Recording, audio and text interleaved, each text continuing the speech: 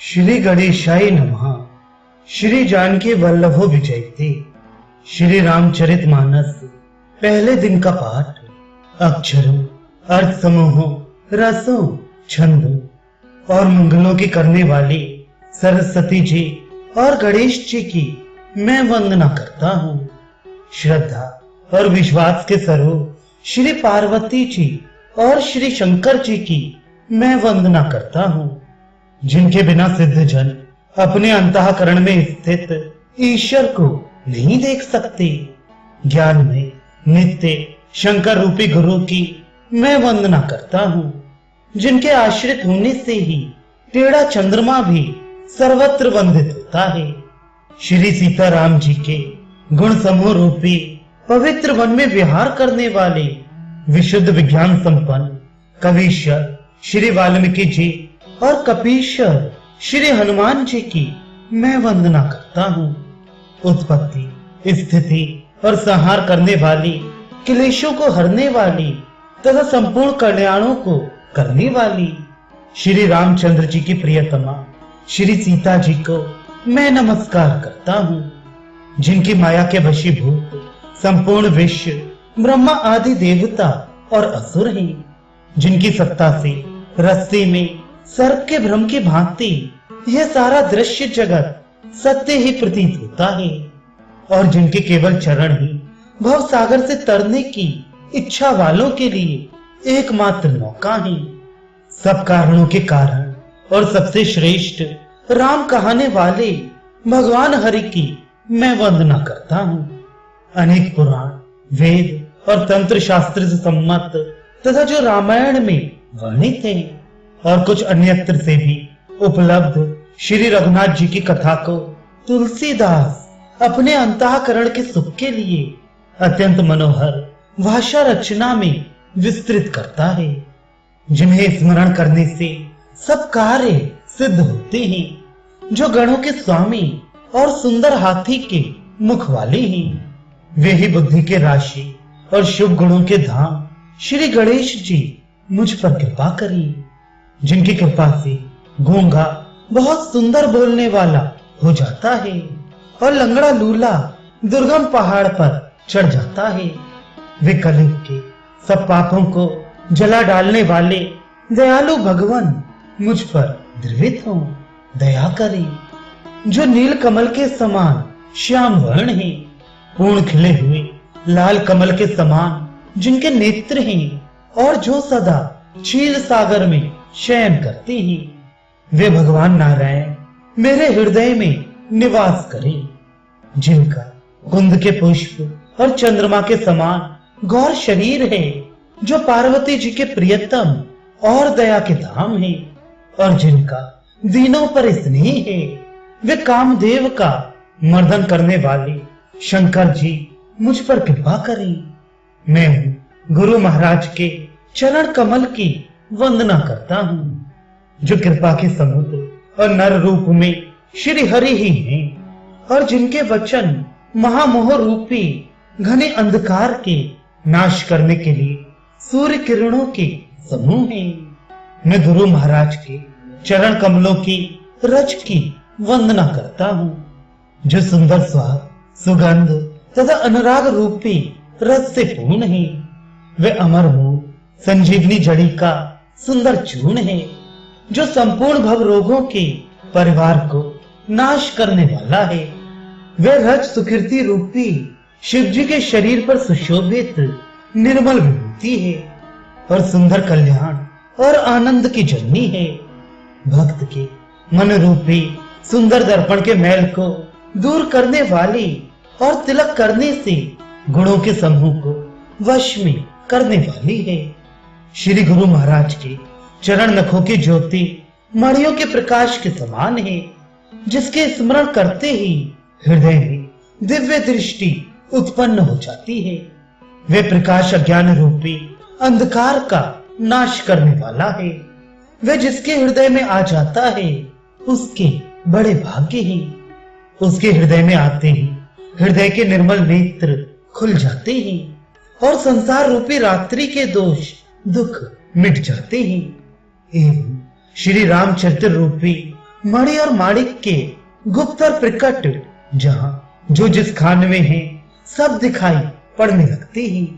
जैसे सिद्ध अंजन को नेत्रों में लगाकर साधक सिद्ध और सुजान पर्वतों, वनों और पृथ्वी के अंदर कौतुक से ही बहुत सी खाने देखते हैं। श्री गुरु महाराज के चरणों की रज कोमल और सुंदर नयनामृत अंजन है, जो नेत्रों के दोष का नाश करने वाला है। उस अंजन से विवेक रूपी नेत्रों को निर्मल करके मैं संसार रूपी बंधन से छुड़ाने वाले श्री राम चरित्र का वर्णन करता हूँ। पहले पृथ्वी के देवता ब्राह्मणों के चरणों की वंदना करता हूँ, जो अज्ञान से उत्पन्न सब संदेहों को हरने वाले ही। फिर सब गुणों की खान संत समाज को प्रेम सहित सुंदर वाणी से प्रणाम करता हूँ। संतों का चरित्र कपास के चरित्र जीवन के समान शुभ है, जिसका फल नीरस विशद और गुणमय होता है। जैसे कपास की डोडी नीरस होती है, संत चरित्र में भी विषयासक्ति नहीं है, इससे वह भी नीरस है। कपास उज्जवल होता है, संत का हृदय भी अज्ञान और पाप रूपी अंधकार से रहित होता है, इसलिए वह विशद है। और कपास में गुण तंतु होते हैं। इसी प्रकार संत का चरित्र भी सद्गुणों का भंडार होता है, इसलिए वह गुणमय है। जैसे कपास का धागा सुई के किए हुए छेद को अपना तन देकर ढक देता है, अथवा कपास जैसे लोड़े जाने, काते जाने और बुने जाने का कष्ट सहकर भी वस्त्र के रूप में परिणत होकर दूसरों के गोपनीय स्थानों को ढकता है, उसी प्रकार संत स्वयं दुख सहकर दूसरों के छिद्रों को अर्थात दोषों को ढकता है, जिसके कारण उसने जगत में वंदनीय यश प्राप्त किया है। संतों का समाज आनंद और कल्याणमय है, जो जगत में चलता फिरता तीर्थराज प्रयाग है। जहां उस संत समाज रूपी प्रयागराज में राम भक्ति रूपी गंगा जी की धारा है और ब्रह्म विचार का प्रचार सरस्वती जी है। विधि और निषेध अर्थात ये करो और ये ना करो रूपी कर्मों की कथा कलयुग के पापों को हरने वाली सूर्य तनिया यमुना जी हैं, और भगवान विष्णु और शंकर जी की कथाएं त्रिवेणी रूप से सुशोभित हैं, जो सुनते ही सब आनंद और कल्याणों को देने वाली ही। उस संत समाज रूपी प्रयाग में अपने धर्म में जो अटल विश्वास है वह अक्षय वट है, और शुभ कर्म ही उस तीर्थराज का समाज परकर है। वह संत समाज रूपी प्रयागराज सब देशों में सब समय सभी को सहज ही में प्राप्त हो सकता है, और आदर पूर्वक सेवन करने से क्लेशों को नष्ट करने वाला है। वह तीर्थराज अलौकिक और अकथनीय है एवं तत्काल फल देने वाला है, उसका प्रभाव प्रत्यक्ष है। जो मनुष्य इस संत समाज रूपी तीर्थराज का प्रभाव प्रसन्न मन से सुनते और समझते हैं और फिर अत्यंत प्रेम पूर्वक इसमें गोते लगाते हैं, वे इस शरीर के रहते ही धर्म, अर्थ, काम, मोक्ष चारों फल पा जाते हैं। इस तीर्थराज में स्नान का फल तत्काल ऐसा देखने में आता है कि कौवे कोयल बन जाते हैं और बगले हंस। ये सुनकर कोई आश्चर्य ना करे, क्योंकि सत्संग की महिमा छिपी नहीं है। वाल्मीकि जी, नारद जी और अगस्त जी ने अपने अपने मुखों से अपनी होनी कही है। जल में रहने वाले, जमीन पर चलने वाले और आकाश में विचरने वाले नाना प्रकार के जड़ चेतन जितने जीव इस जगत में हैं, उनमें से जिसने जिस समय जहां कहीं भी जिस किसी यत्न से बुद्धि, कीर्ति, सदगति, विभूति और भलाई पाई है, सो सब सत्संग का ही प्रभाव समझना चाहिए। वेदों में और लोक में इनकी प्राप्ति का दूसरा कोई उपाय नहीं है। सत्संग के बिना विवेक नहीं होता और श्री राम जी की कृपा के बिना वह सत्संग सहज में मिलता नहीं। सत्संगति आनंद और कल्याण की जड़ है। सत्संग की सिद्धि ही फल है और सब साधन तो फूल है। दुष्ट भी सत्संगति पाकर सुधर जाते हैं। जैसे पारस के स्पर्श से लोहा सुहावना हो जाता है, सुंदर सोना बन जाता है। किंतु दैव योग से यदि कभी सज्जन कुसंगति में पड़ जाते हैं तो वे वहां भी सांप की मणि के समान अपने गुणों का ही अनुसरण करते हैं। अर्थात जिस प्रकार सांप का संसर्ग पाकर भी मणि उसके विष को ग्रहण नहीं करती तथा अपने सहज गुण प्रकाश को नहीं छोड़ती, उसी प्रकार साधु पुरुष दुष्टों के संग में रहकर भी दूसरों को प्रकाश ही देते हैं। दुष्टों का उन पर कोई प्रभाव नहीं पड़ता। ब्रह्मा, विष्णु, शिव, कवि और पंडितों की वाणी भी संत महिमा का वर्णन करने में सक जाती है। वह मुझसे किस प्रकार नहीं कही जाती। जैसे साग तरकारी बेचने वाले से मणियों के गुण समूह नहीं कहे जा सकते। मैं संतों को प्रणाम करता हूँ जिनके चित्त में समता है, जिनका ना कोई मित्र है और न शत्रु।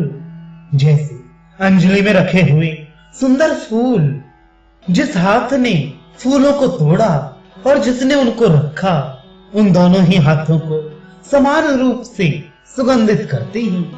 वैसे ही संत शत्रु और मित्र दोनों का ही समान रूप से कल्याण करते हैं। संत सरल हृदय और जगत के हितकारी होते हैं। उनके ऐसे स्वभाव और स्नेह को जानकर मैं विनय करता हूँ। मेरी इस बाल विनय को सुनकर कृपा करके श्री राम जी के चरणों में मुझे प्रीत दें। अब मैं सच्चे भाव से दुष्टों को प्रणाम करता हूँ, जो बिना ही प्रयोजन अपना हित करने वाले के भी प्रतिकूल आचरण करते हैं। दूसरों के हित की हानि ही जिनकी दृष्टि में लाभ है, जिनको दूसरों के उजड़ने में हर्ष और बसने में विषाद होता है, जो हरि और हर के यश रूपी पूर्णिमा के चंद्रमा के लिए राहु के समान है। अर्थात जहां कहीं भगवान विष्णु या शंकर के यश का वर्णन होता है, उसी में वे बाधा देते हैं और दूसरों की बुराई करने में सहस्त्र बाहु के समान वीर हैं, जो दूसरों के दोषों को हजार आंखों से देखते हैं और दूसरों के हित रूपी घी के लिए जिनका मन मक्खी के समान है। अर्थात जिस प्रकार मक्खी घी में गिरकर उसे खराब कर देती है और स्वयं भी मर जाती है, उसी प्रकार दुष्ट लोग दूसरों के बने बनाए काम को अपनी हानि करके भी बिगाड़ देते हैं।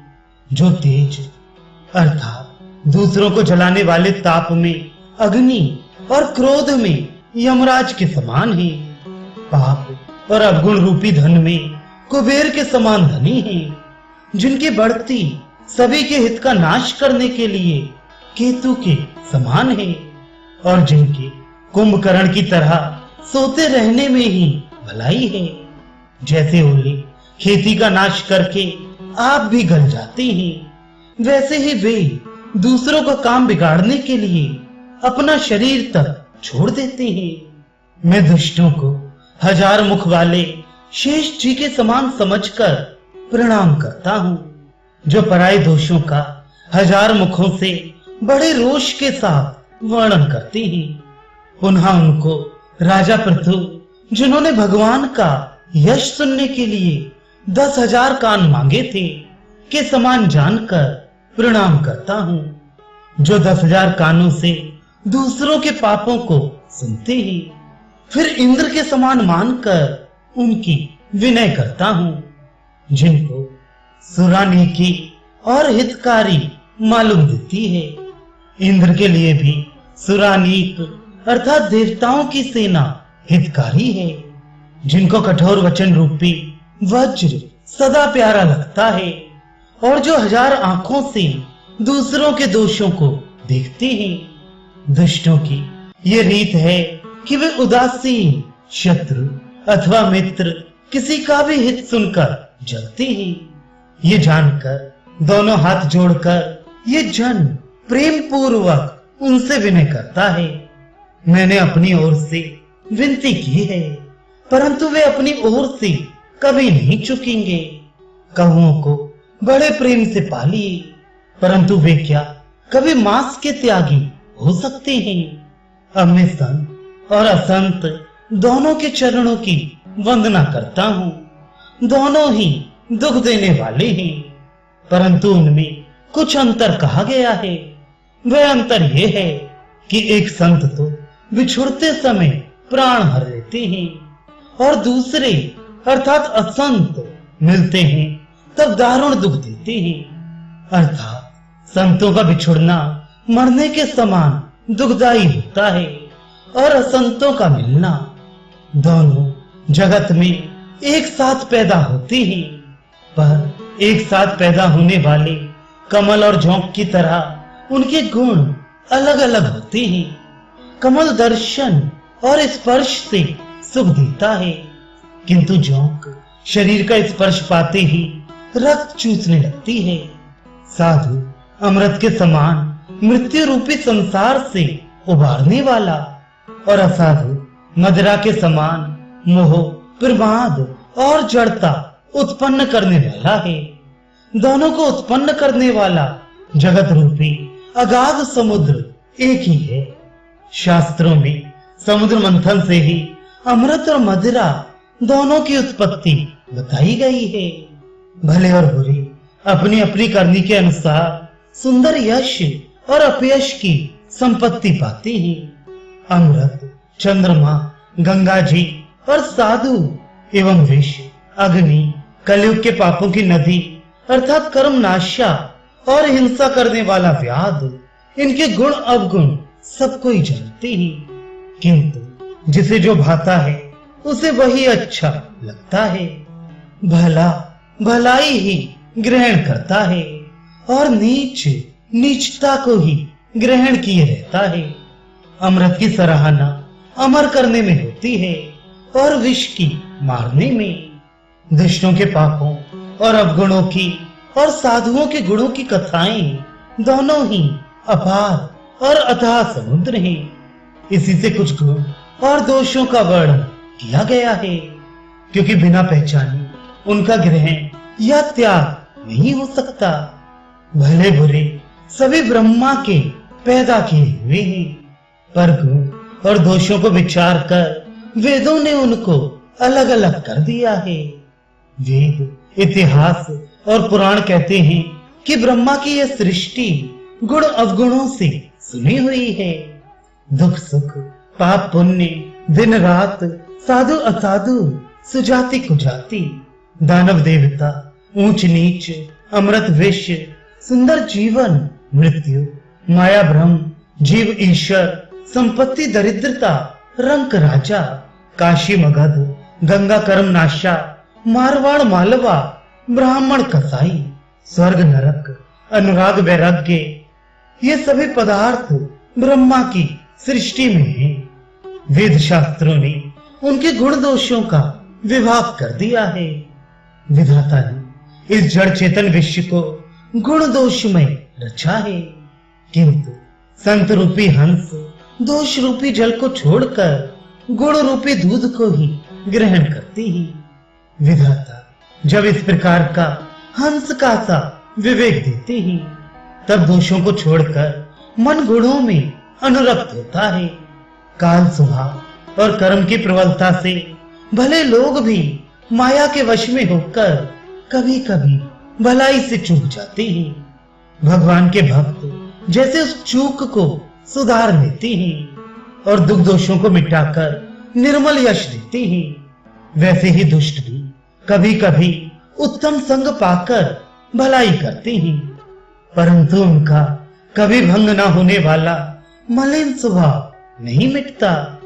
जो वेशधारी ठग हैं, उन्हें भी अच्छा साधु का सा वेश बनाए देखकर वेश के प्रताप से जगत पूछता है, परंतु एक ना एक दिन वे चौड़े आ ही जाते हैं।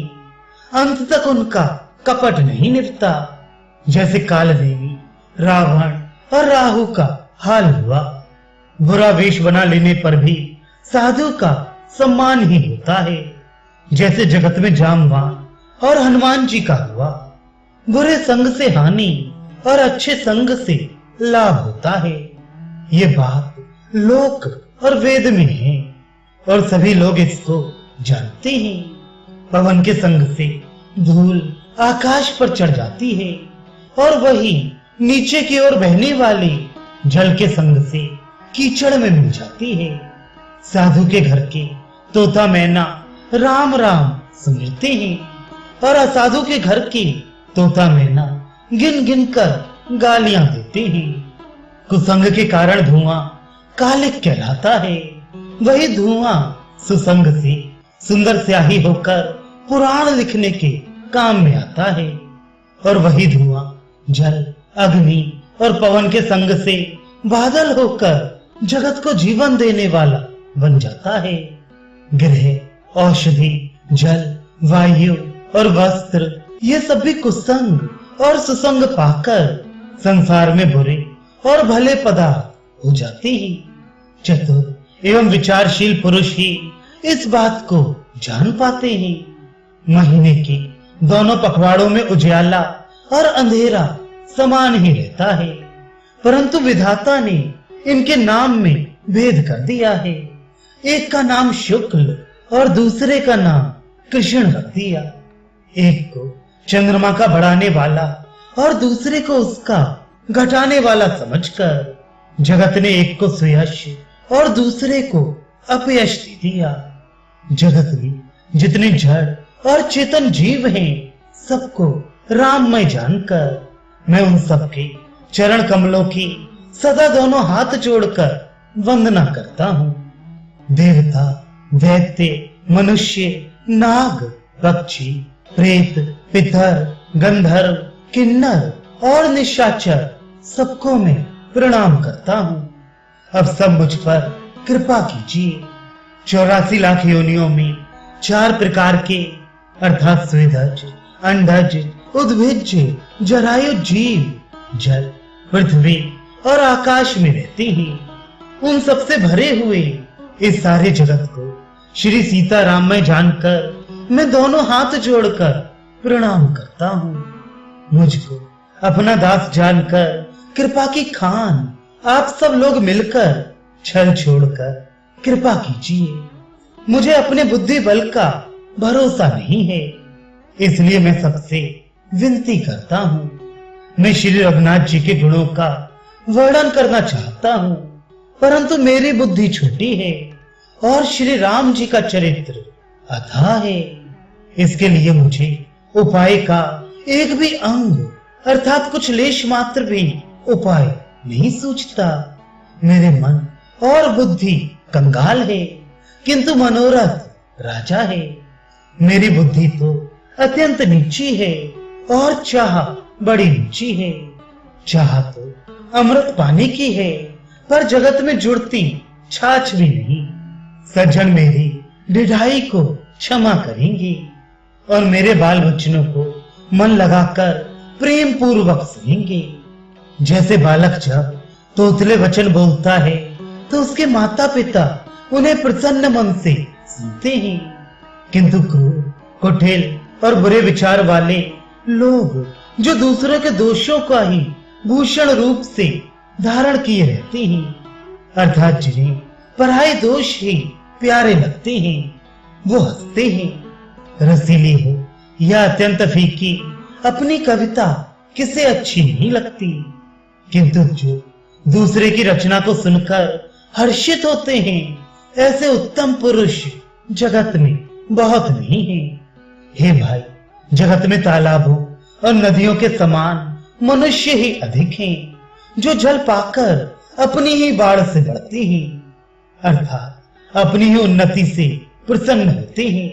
समुद्र सा तो कोई एक बिरला ही सज्जन होता है, जो चंद्रमा को पूर्ण देखकर अर्थात दूसरों का उत्कर्ष देखकर उमड़ पड़ता है। मेरा भाग्य छोटा है और इच्छा बहुत बड़ी है, परंतु मुझे एक विश्वास है कि इसे सुनकर सज्जन सभी सुख पाएंगे और दुष्ट हंसी उड़ाएंगे, किंतु दुष्टों के हंसने से मेरा हित ही होगा। मधुर कंठ वाली कोयल को कौवे तो कठोर ही कहा करते हैं, जैसे बगले हंस को और मेढक पपीहे को हंसते हैं, वैसे ही मलिन मन वाले दुष्ट निर्मल वाणी को हंसते हैं। जो ना तो कविता के रसिक हैं और न जिनका श्री रामचंद्र जी के चरणों में प्रेम है, उनके लिए भी एक कविता सुखद हास्य रस का काम देगी। प्रथम तो ये भाषा की रचना है, दूसरे मेरी बुद्धि भूली है, इससे ये हंसने के योग्य ही है। हंसने में उन्हें कोई दोष नहीं, जिन्हें ना तो प्रभु के चरणों में प्रेम है और ना अच्छी समझ ही है, उनको ये कथा सुनने में फीकी लगेगी। जिनकी श्री हरि भगवान विष्णु और श्री हर भगवान शिव के चरणों में प्रीत है और जिनकी बुद्धि कुतर्क करने वाली नहीं है, जो श्री हरिहर में भेद की या ऊंच नीच की कल्पना नहीं करते, उन्हें श्री रघुनाथ जी की यह कथा मीठी लगेगी। सज्जनगण इस कथा को अपनी जी में श्री राम जी की भक्ति से भूषित जानकर सुंदर वाणी से सराहना करते हुए सुनेंगे। मैं ना तो कवि हूँ न वाक्य रचना में ही कुशल हूँ, मैं तो सब कलाओं तथा सब विद्याओं से रहित हूँ। नाना प्रकार के अक्षर, अर्थ और अलंकार, अनेक प्रकार की छंद रचना, भाव और रसों के अपार भेद और कविता के भांति भांति के गुण दोष होते हैं। इनमें से काव्य संबंधी एक भी बात का ज्ञान मुझ में नहीं है। यह मैं कोरे कागज पर लिखकर शपथ पूर्वक सत्य सत्य कहता हूँ। मेरी रचना सब गुणों से रहित है, इसमें बस जगत प्रसिद्ध एक गुण है। उसे विचार कर अच्छी बुद्धि वाले पुरुष जिनके निर्मल ज्ञान है इसको सुनेंगे। इसमें श्री रघुनाथ जी का उदार नाम है, जो अत्यंत पवित्र है, वेद पुराणों का सार है, कल्याण का भवन है और अमंगलों को हरने वाला है, जिसे पार्वती जी सहित भगवान शिव जी सदा जपा करते हैं। जो अच्छे कवि के द्वारा रची हुई बड़ी अनूठी कविता है, वह भी राम नाम के बिना शोभा नहीं पाती। जैसे चंद्रमा के समान मुख वाली सुंदर स्त्री सब प्रकार से सुसज्जित होने पर भी वस्त्र के बिना शोभा नहीं देती, इसके विपरीत कुकवि की रची हुई सब गुणों से रहित कविता को भी राम के नाम एवं यश से अंकित जानकर बुद्धिमान लोग आदर पूर्वक कहते और सुनते हैं, क्योंकि संत जन भौरे की भांति गुण ही को ग्रहण करने वाले होते हैं। यद्यपि मेरी इस रचना में कविता का एक भी रस नहीं है, तथापि इसमें श्री राम जी का प्रताप प्रकट है। मेरे मन में यही एक भरोसा है, भले संग से भला किसने बड़प्पन नहीं पाया। धुआं भी अगर के संग से सुगंधित होकर अपने स्वाभाविक कड़वेपन को छोड़ देता है। मेरी कविता अवश्य भद्दी है, परंतु इसमें जगत का कल्याण करने वाली राम कथा रूपी उत्तम वस्तु का वर्णन किया गया है। इससे यह भी अच्छी ही समझी जाएगी। तुलसीदास जी कहते हैं कि श्री रघुनाथ जी की कथा कल्याण करने वाली और कलयुग के पापों को हरने वाली है। मेरी इस भद्दी कविता रूपी नदी की चाल, पवित्र जल वाली नदी गंगा जी की चाल की भांति टेढ़ी है। प्रभु श्री रघुनाथ जी के सुंदर यश के संग से ये कविता सुंदर तथा सज्जनों के मन को भाने वाली हो जाएगी। शमशान की अपवित्र राख भी श्री महादेव जी के अंग के संग से सुहावनी लगती है और स्मरण करते ही पवित्र करने वाली होती है। श्री राम जी के यश के संग से मेरी कविता सभी को अत्यंत प्रिय लगेगी। जैसे मलय पर्वत के संग से काष्ठ मात्र चंदन बनकर वंदनीय हो जाता है, फिर क्या कोई काठ की तुच्छता का विचार करता है। श्यामा गौ काली होने पर भी उसका दूध उज्जवल और बहुत गुणकारी होता है, यही समझकर सब लोग उसे पीते हैं। इसी तरह गंवारू भाषा में होने पर भी श्री सीताराम जी के यश को बुद्धिमान लोग बड़े चाव से गाते और सुनते हैं। मणि माणिक और मोती की जैसी सुंदर छवि है, वैसा पर्वत और हाथी के मस्तक पर वैसी शोभा नहीं पाती।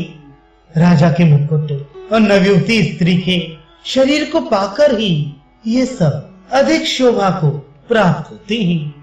इसी तरह बुद्धिमान लोग कहते हैं कि सुकवि की कविता भी उत्पन्न और कहीं होती है और शोभा अन्यत्र कहीं पाती है, अर्थात कवि की वाणी से उत्पन्न हुई कविता वहां शोभा पाती है जहां उसका विचार, प्रचार तथा उसमें कथित आदर्श का ग्रहण और अनुसरण होता है।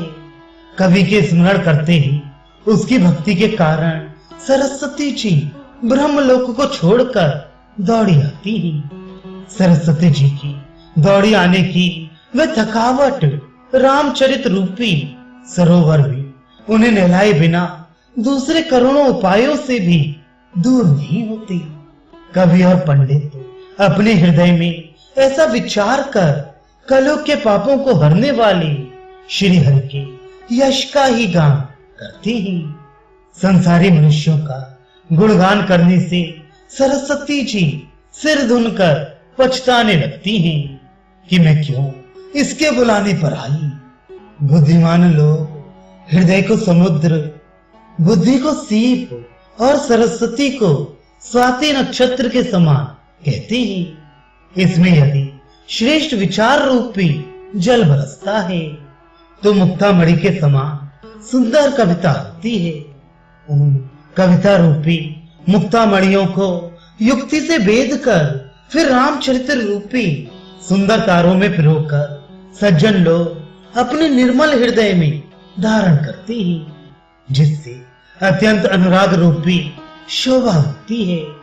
वे आत्यंतिक प्रेम को प्राप्त होते हैं। जो कराल कलयुग में जन्मे हैं, जिनकी करनी कौवे के समान है और वेश हंस का सा है, जो वेद मार्ग को छोड़कर कुमार्ग पर चलते हैं, जो कपट की मूर्ति और कलयुग के पापों के भांडे हैं, जो श्री राम जी के भक्त कहलाकर लोगों को ठगते हैं, जो धन, क्रोध और काम के गुलाम हैं और जो धींगा धांगी करने वाले धर्मध्वजी और कपट के धंधों का बोझ ढोने वाले हैं।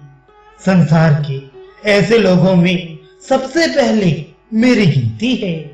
यदि मैं अपने सब अवगुणों को कहने लगूं तो कथा बहुत बढ़ जाएगी और मैं पार नहीं पाऊंगा।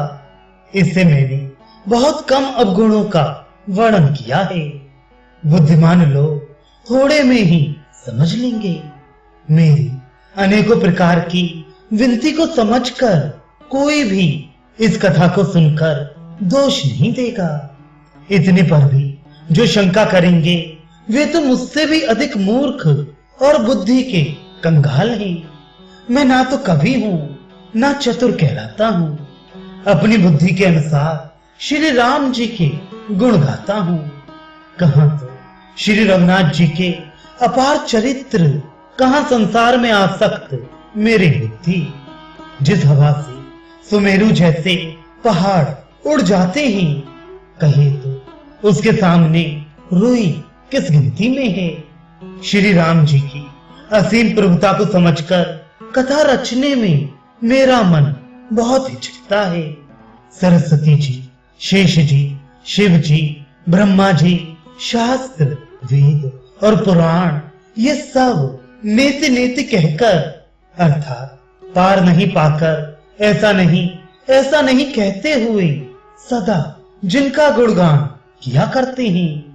यद्यपि प्रभु श्री रामचंद्र जी की प्रभुता को सब ऐसी अकथनीय ही जानते हैं, तथापि कहे बिना कोई नहीं रहा।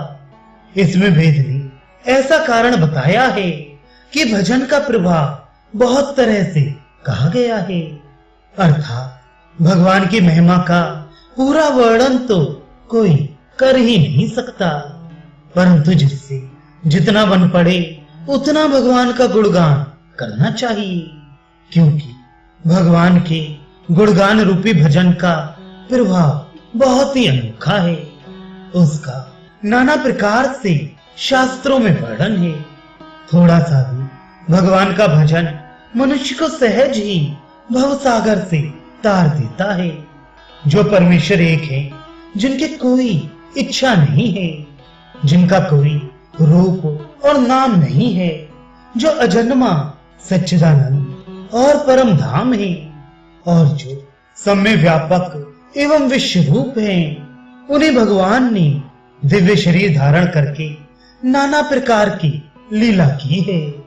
वह लीला केवल भक्तों के हित के लिए ही है, क्योंकि भगवान परम कृपालु है और शरणागत के बड़े प्रेमी हैं, जिनकी भक्तों पर बड़ी ममता और कृपा है, जिन्होंने एक बार जिस पर कृपा कर दी उस पर फिर कभी क्रोध नहीं किया।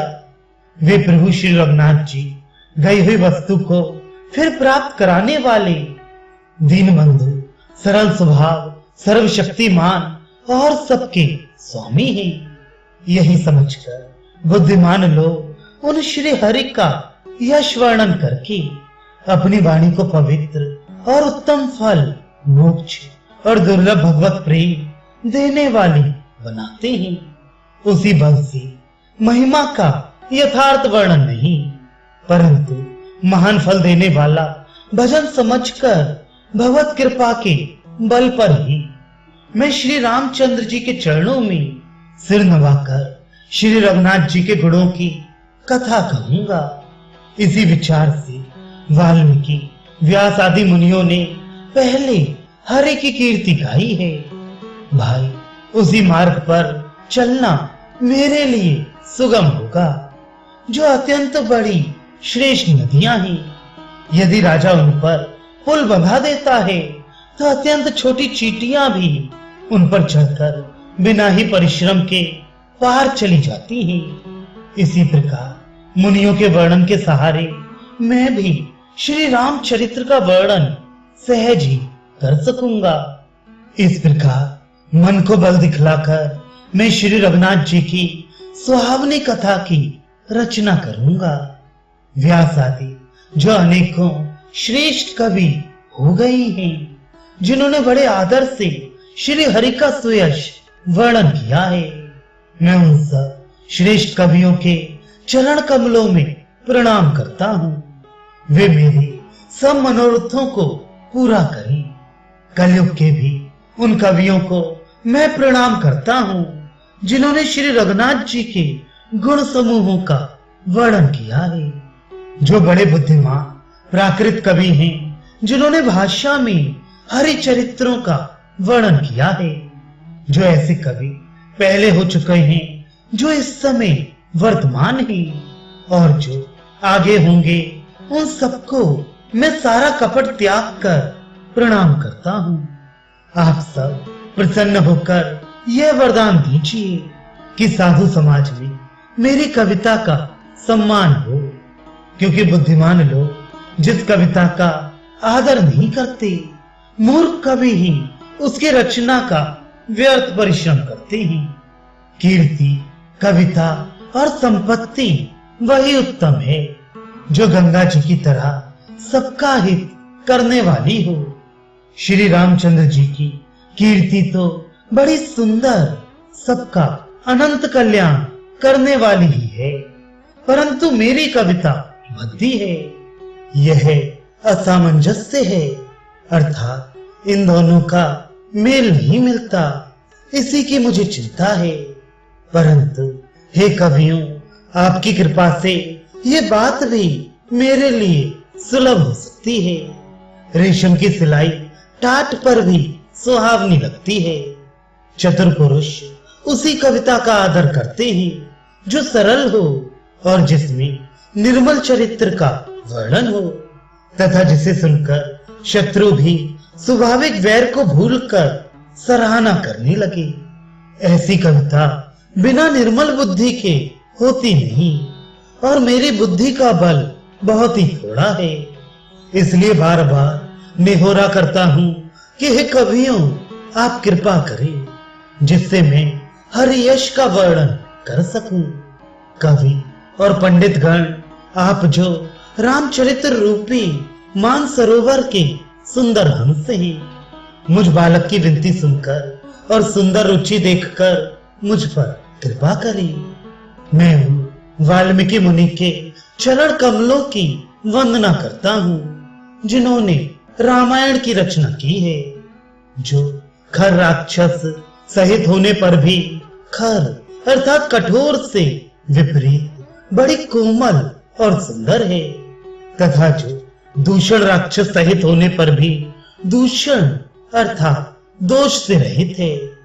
मैं चारों वेदों की वंदना करता हूँ, जो संसार समुद्र के पार होने के लिए जहाज के समान है, तथा जिन्हें श्री रघुनाथ जी का निर्मल यश वर्णन करते स्वप्न में भी थकावट नहीं होती।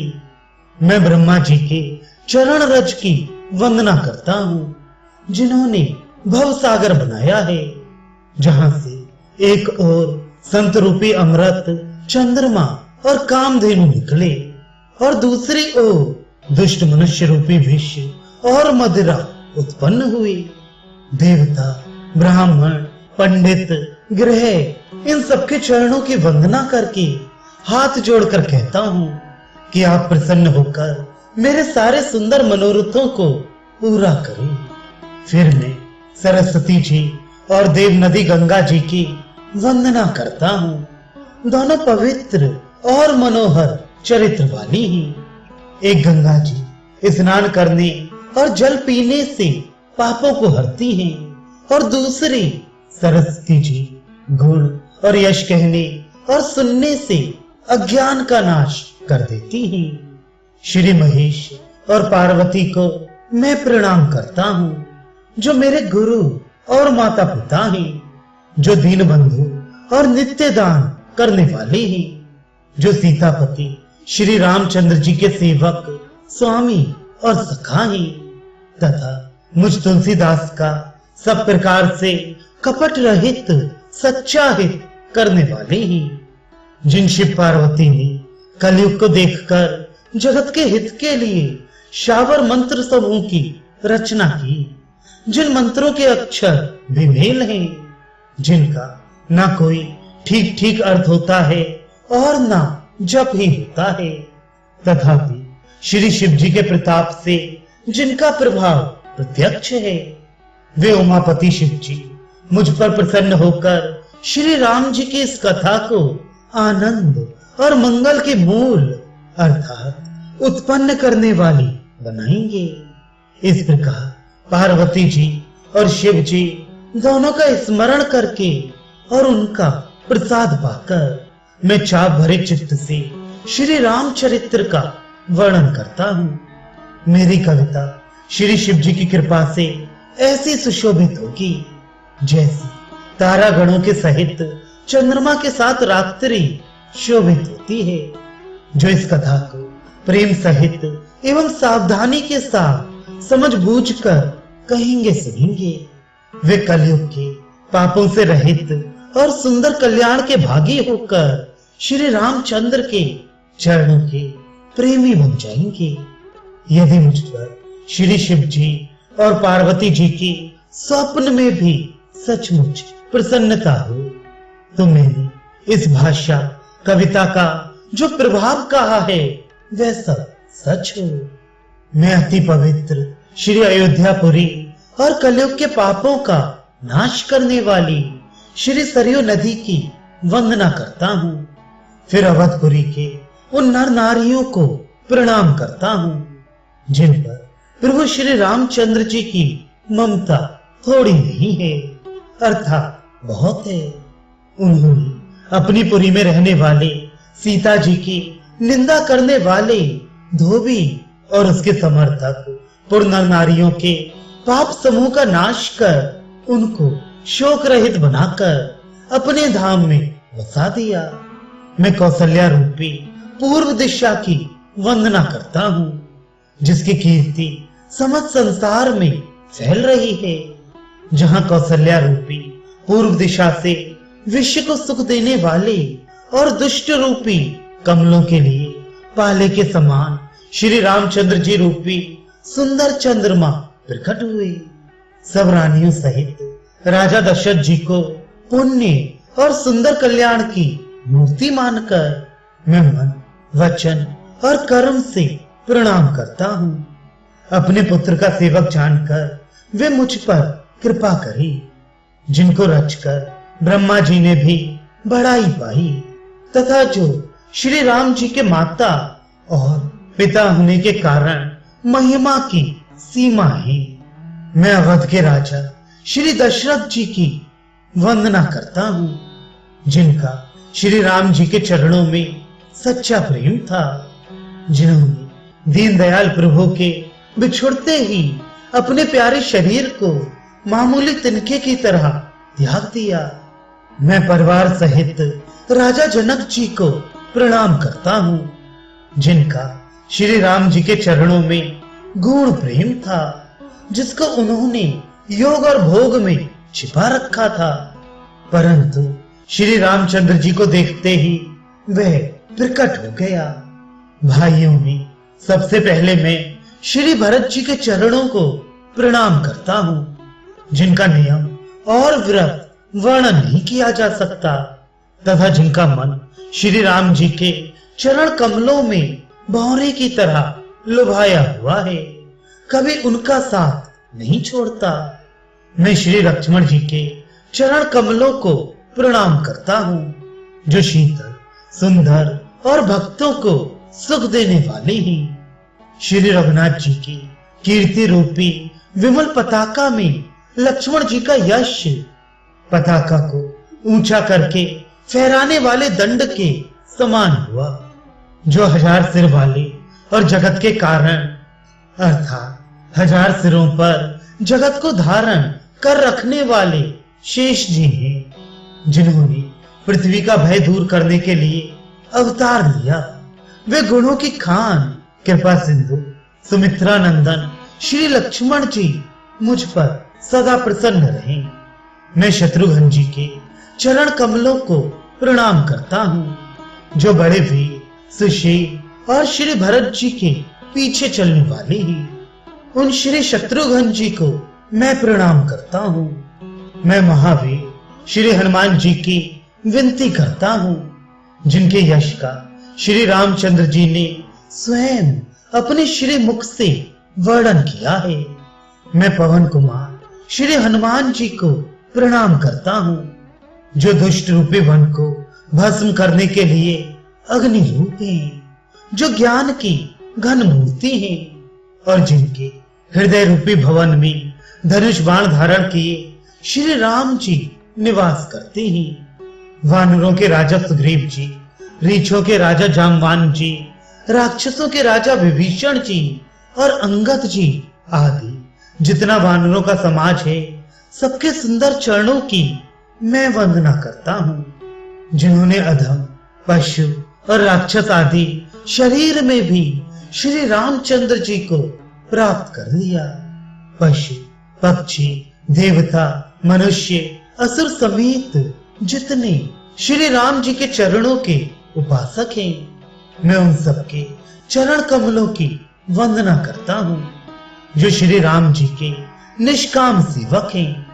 सुखदेव जी, सनक आदि, नारद मुनि आदि जितने भक्त और परम ज्ञानी श्रेष्ठ मुनि हैं, मैं धरती पर सिर टेक कर उन सबको प्रणाम करता हूँ। हे मुनीश्वरों, आप सब मुझको अपना दास जानकर कृपा कीजिए। राजा जनक की पुत्री जगत की माता और करुणा निधान श्री रामचंद्र जी की प्रियतमा श्री जानकी जी के दोनों चरण कमलों को मैं मनाता हूँ, जिनकी कृपा से निर्मल बुद्धि पाऊं। फिर मैं मन, वचन और कर्म से कमल नयन धनुष बाणधारी भक्तों की विपत्ति का नाश करने और उन्हें सुख देने वाले भगवान श्री रघुनाथ जी के सर्व समर्थ चरण कमलों की वंदना करता हूँ, जो वाणी और उसके अर्थ तथा जल और जल की लहर के समान कहने में अलग अलग है, परंतु वास्तव में अभिन्न है। उन श्री सीताराम जी के चरणों की मैं वंदना करता हूँ, जिन्हें दीन दुखी बहुत ही प्रिय हैं। मैं श्री रघुनाथ जी के नाम राम की वंदना करता हूँ, जो कृष्णानु अर्थात अग्नि, भानु अर्थात सूर्य और हिमकर अर्थात चंद्रमा का हेतु अर्थात रा, आ और मां रूप से बीज है। वे राम नाम ब्रह्मा, विष्णु और शिव रूप है। वे वेदों का प्राण है, निर्गुण, उपमा रहित और गुणों का भंडार है, जो महामंत्र है, जिसे महेश्वर श्री शिव जी जपते हैं और उनके द्वारा जिसका उपदेश काशी में मुक्ति का कारण है, तथा जिसकी महिमा को गणेश जी जानते हैं, जो इस राम नाम के प्रभाव से ही सबसे पहले पूजे जाते हैं। आदि कवि श्री वाल्मीकि जी राम नाम के प्रताप को जानते हैं, जो उल्टा नाम मरा मरा जपकर पवित्र हो गए। श्री शिव जी के इस वचन को सुनकर कि एक राम नाम सहस्त्र नाम के समान है, पार्वती जी सदा अपने पति श्री शिव जी के साथ राम नाम का जप करती रहती हैं।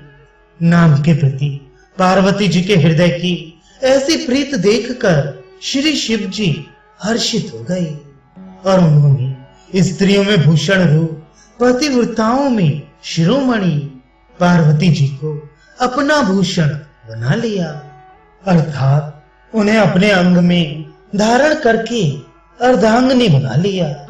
नाम के प्रभाव को श्री शिव जी भली भांति जानते हैं, जिस प्रभाव के कारण कालकूट जहर ने उनको अमृत का फल दिया। श्री रघुनाथ जी की भक्ति वर्षा ऋतु है। तुलसीदास जी कहते हैं कि उत्तम सेवक गण धान है और राम नाम के दो सुंदर अक्षर सावन भादों के महीने हैं। दोनों अक्षर मधुर और मनोहर हैं, जो वर्णमाला रूपी शरीर के नेत्र हैं, भक्तों के जीवन हैं तथा स्मरण करने में सबके लिए सुलभ और सुख देने वाले हैं, और जो इस लोक में लाभ और परलोक में निर्वाह करते हैं, अर्थात भगवान के दिव्य धाम में दिव्य देह से सदा भगवत सेवा में नियुक्त रखते हैं।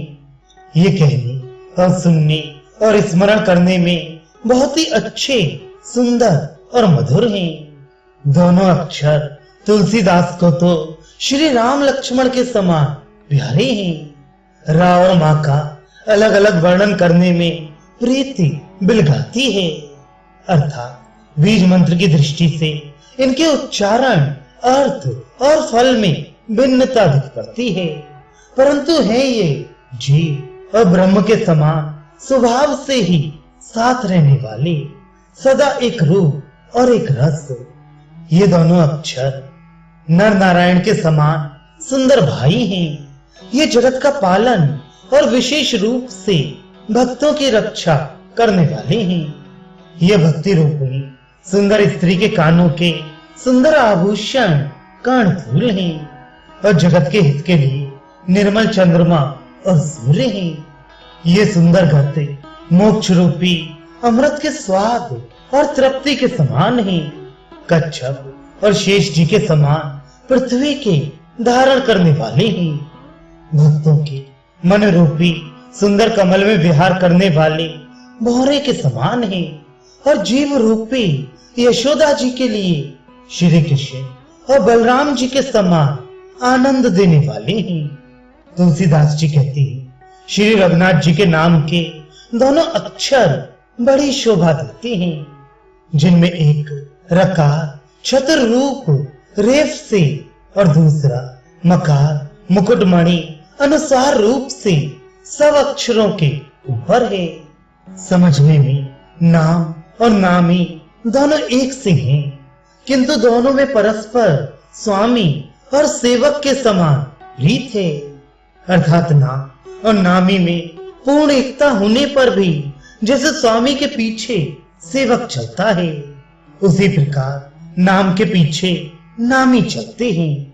प्रभु श्री राम जी अपने राम नाम का ही अनुगमन करते हैं, नाम लेते ही वहां आ जाते हैं। नाम और रूप दोनों ईश्वर की उपाधि हैं।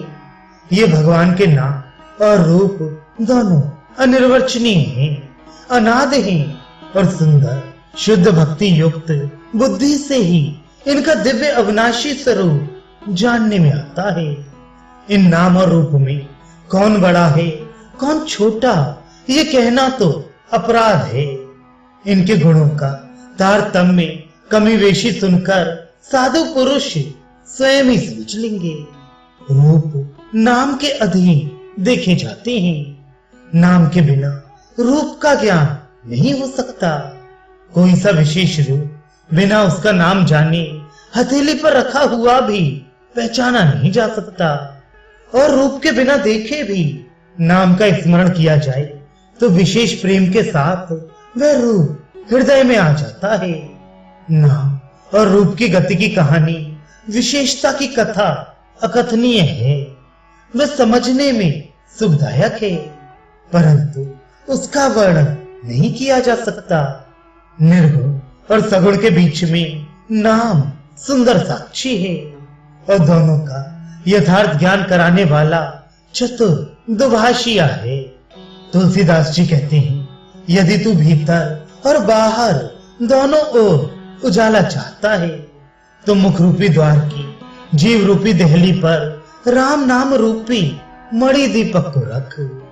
ब्रह्मा के बनाए हुए इस प्रपंच दृश्य जगत से भली भांति छूटे हुए वैराग्यवान मुक्त योगी पुरुष इस नाम को ही जीव से जपते हुए तत्व ज्ञान रूपी दिन में जागते हैं, और नाम तथा रूप से रहित अनुपम अनिर्वचनीय अनामय ब्रह्म सुख का अनुभव करते हैं। जो परमात्मा के गुण रहस्य को यथार्थ महिमा को जानना चाहते हैं, वे जिज्ञासु भी नाम को जीभ से जपकर उसे जान लेते हैं। लौकिक सिद्धियों के चाहने वाले अर्थार्थी साधक लौ लगाकर नाम का जप करते हैं और अणिमा आदि आठों सिद्धियों को पाकर सिद्ध हो जाते हैं। संकट से घबराए हुए आर्त भक्त नाम जप करते हैं तो उनके बड़े भारी बुरे बुरे संकट मिट जाते हैं और वे सुखी हो जाते हैं।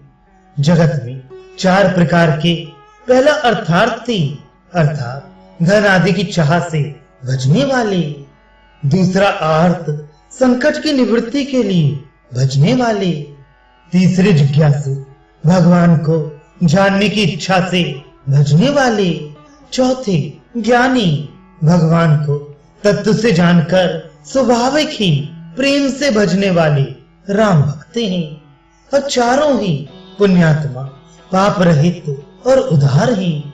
चारों ही चतुर भक्तों को नाम का ही आधार है। इनमें ज्ञानी भक्त प्रभु को विशेष रूप से प्रिय हैं। यूं तो चारों युगों में और चारों ही वेदों में नाम का प्रभाव है, परंतु कलयुग में विशेष रूप से है। इसमें तो नाम को छोड़कर दूसरा कोई उपाय ही नहीं है, जो सब प्रकार की भोग और मोक्ष को भी कामनाओं से रहित और श्री राम भक्ति के रस में लीन है। उन्होंने भी नाम के सुंदर प्रेम रूपी अमृत के सरोवर में अपने मन को मछली बना रखा है, अर्थात वे नाम रूपी सुधा का निरंतर आस्वादन करते रहते हैं। क्षण भर भी उससे अलग होना नहीं चाहते। निर्गुण और सगुण ब्रह्म के दो स्वरूप हैं। ये दोनों ही अकथनीय, अतः, अनादि और अनुपम है। मेरी सम्मति में नाम इन दोनों से बड़ा है। जिसने अपने बल से दोनों को अपने वश में कर रखा है। सज्जनगण, इस बात को मुझ दास की ढिठाई या केवल काव्योक्ति न समझें। मैं अपने मन के विश्वास, प्रेम और रुचि की बात कहता हूँ। निर्गुण और सगुण दोनों प्रकार के ब्रह्म का ज्ञान अग्नि के समान है।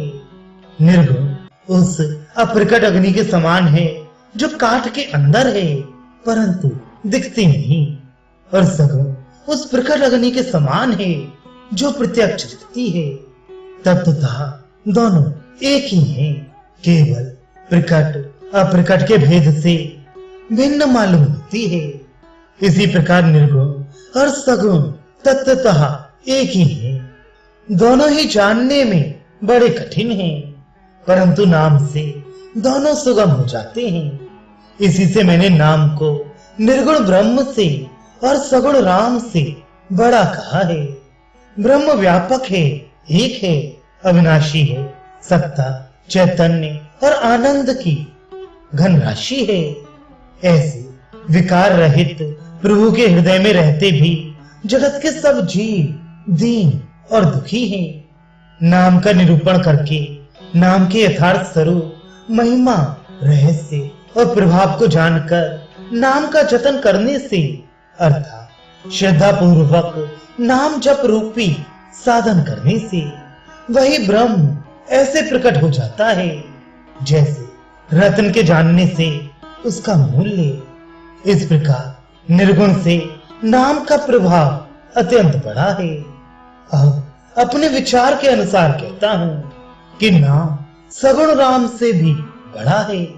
श्री रामचंद्र जी ने भक्तों के हित के लिए मनुष्य शरीर धारण करके स्वयं कष्ट सहकर साधुओं को सुखी किया, परंतु भक्तगण प्रेम के साथ नाम का जप करते हुए सहज ही में आनंद और कल्याण के घर हो जाते हैं। श्री राम जी ने एक तपस्वी की स्त्री अहल्या को ही तारा, परंतु नाम ने करोड़ों दुष्टों की बिगड़ी बुद्धि को सुधार दिया।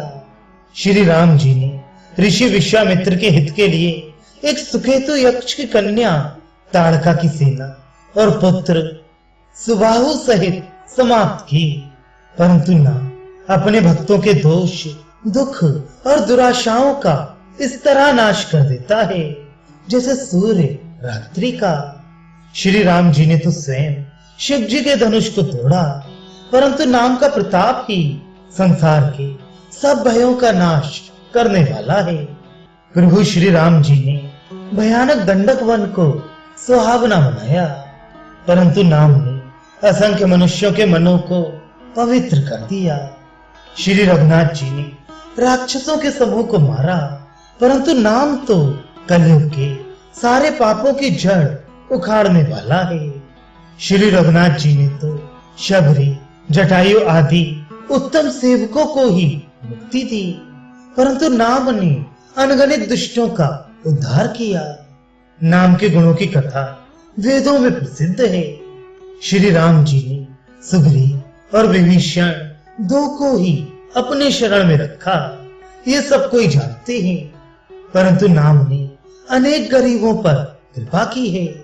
नाम का ये सुंदर विरध लोक और वेद में विशेष रूप से प्रकाशित है।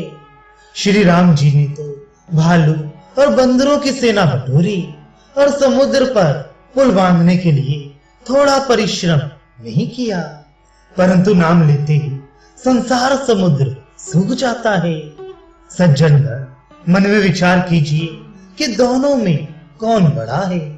श्री रामचंद्र जी ने कुटुंब सहित रावण को युद्ध में मारा, तब सीता सहित उन्होंने अपने नगर अयोध्या में प्रवेश किया। राम राजा हुए, अवध उनकी राजधानी हुई।